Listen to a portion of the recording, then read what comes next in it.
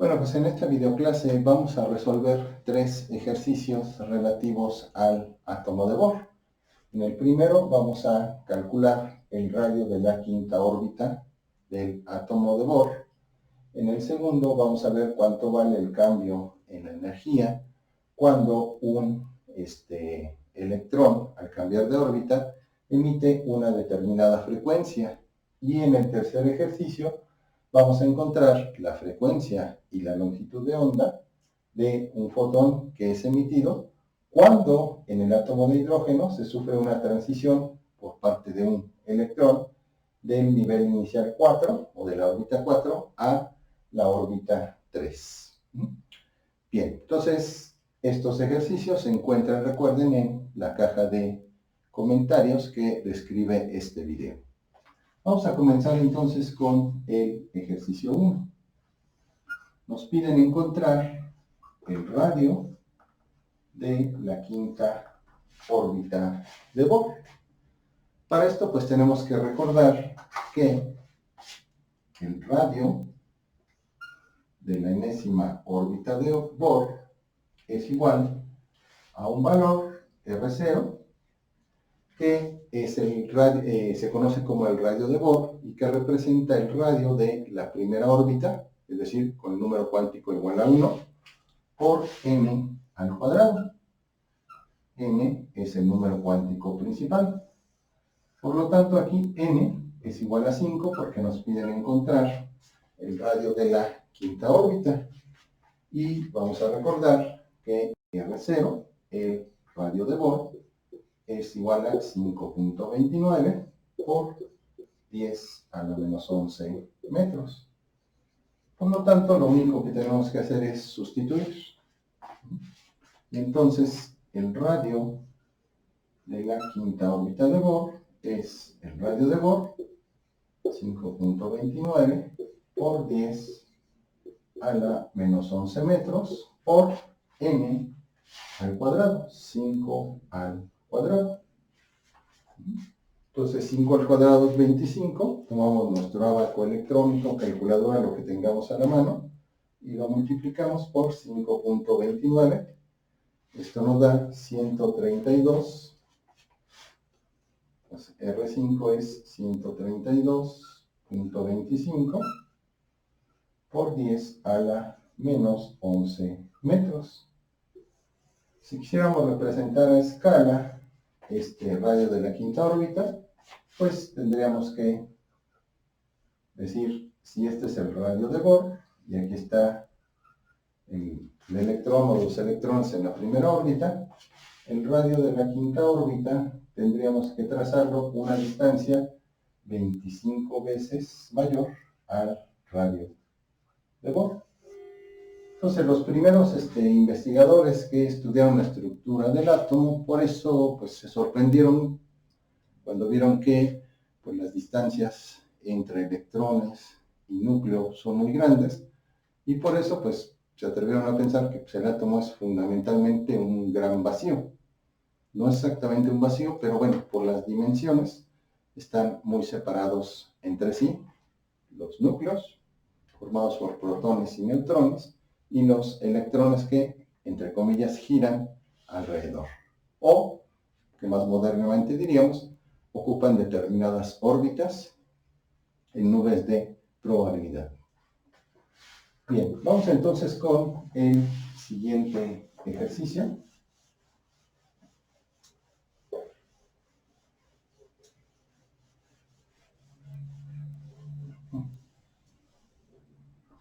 En el siguiente ejercicio nos piden encontrar cuánto vale el cambio en la energía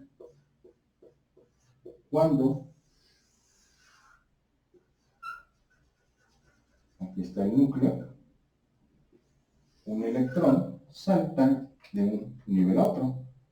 No nos dicen si ese salto es hacia acá, de una órbita inferior a una superior, o si es de una órbita superior a una órbita inferior. Lo único que nos dicen es que encontremos cuánto vale este cambio de energía si la frecuencia emitida en ese cambio es de 1 por 10 a la 17 Hz. Entonces, ¿cómo se calcula el cambio de energía?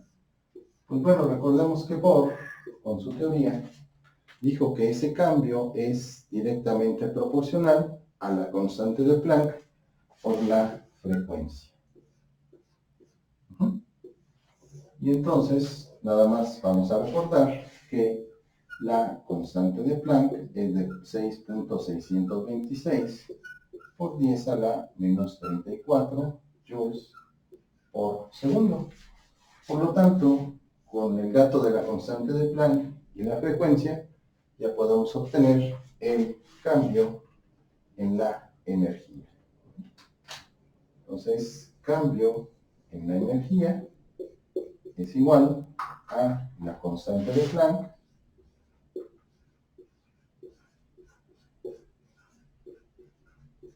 joules por segundo, 6.626 por 10 a la menos 34 joules por segundo por 1 por 10 a la 17 Hz. Recordemos, para simplificar, el Hertz se define como segundo a la menos 1. Por lo tanto, segundo por segundo a la menos 1 es 1 y solamente nos van a quedar joules. Y es lógico porque estamos buscando cuánto vale el cambio en la energía. Por lo tanto, tenemos 6.626 por 10 a la menos 34 más 17 son menos 17 y estos son joules. Este es entonces el cambio en la energía que experimenta un átomo cuando el electrón salta de una órbita a otra. No sabemos la magnitud de ese salto, como decía al principio, ni si fue de una órbita inferior a una superior o viceversa. El único dato que nos dan es esta frecuencia que es emitida. Bien, finalmente vamos entonces a calcular en el ejercicio 3 la frecuencia y la longitud de onda de un fotón que es emitido cuando un átomo de hidrógeno sufre una transición, es decir, estaba inicialmente el electrón en el nivel 4 y cambia al nivel 3. Vamos a esquematizar la situación. Aquí tenemos la órbita 3 y aquí la órbita 4. Nos dicen entonces que inicialmente estaba el electrón en la órbita 4 y llega a la órbita 3. Y en ese proceso es emitido un fotón cuya frecuencia y longitud de onda nos piden determinar. Bien, entonces, para esto hay que recordar que Balmer, Font, etcétera, empíricamente a partir de datos construyeron unas series que se les denomina series espectrales, series matemáticas, y que se les quedó el nombre de series espectrales, que describen las líneas espectrales que se generan en el átomo de hidrógeno y para el infrarrojo o para el ultravioleta. La consistencia del modelo de Bohr es que pudo englobar todas esas series espectrales obtenidas empíricamente, pero con datos formulados a partir de una teoría. Entonces, recordemos rápidamente que una de las series espectrales, la más sencilla, el inverso de la longitud de onda es igual a la constante de Rayleigh por 1 sobre n cuadrado, con n igual a 2, 3, etc. Van cambiando los factores y número n se va recorriendo. Bueno, lo que encontró Bohr es algo muy parecido, pero más general.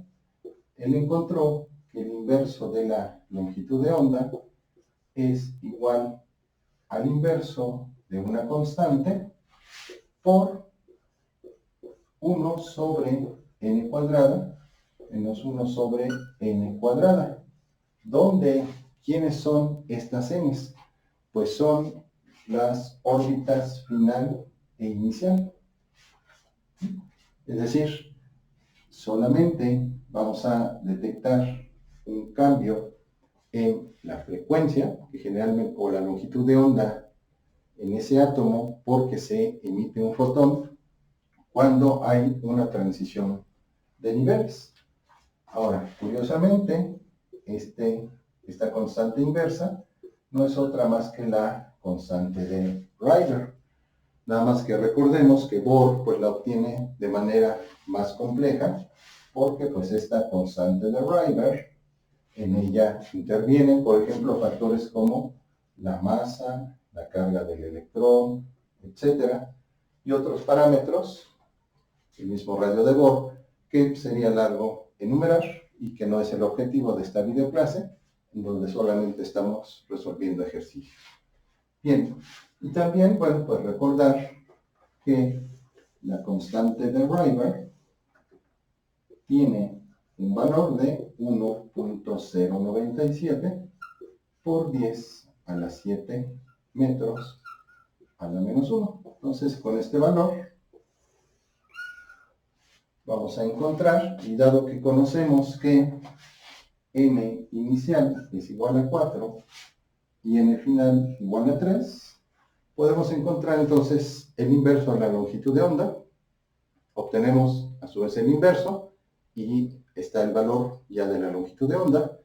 Y luego, como son señales electromagnéticas, ya sabemos que hay una relación que nos dice que el producto de la frecuencia por la longitud de onda en ondas electromagnéticas es igual a una constante, y esa constante es la velocidad de la luz. Entonces vamos primeramente a encontrar el inverso de la longitud de onda. Entonces ya sabemos que tenemos que multiplicar la constante de Rydberg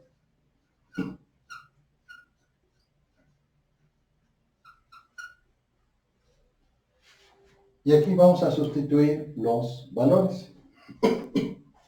N final es 3, y aquí sería al cuadrado, y aquí es 1 entre n inicial, 4 al cuadrado. Entonces vamos a simplificar este corchete.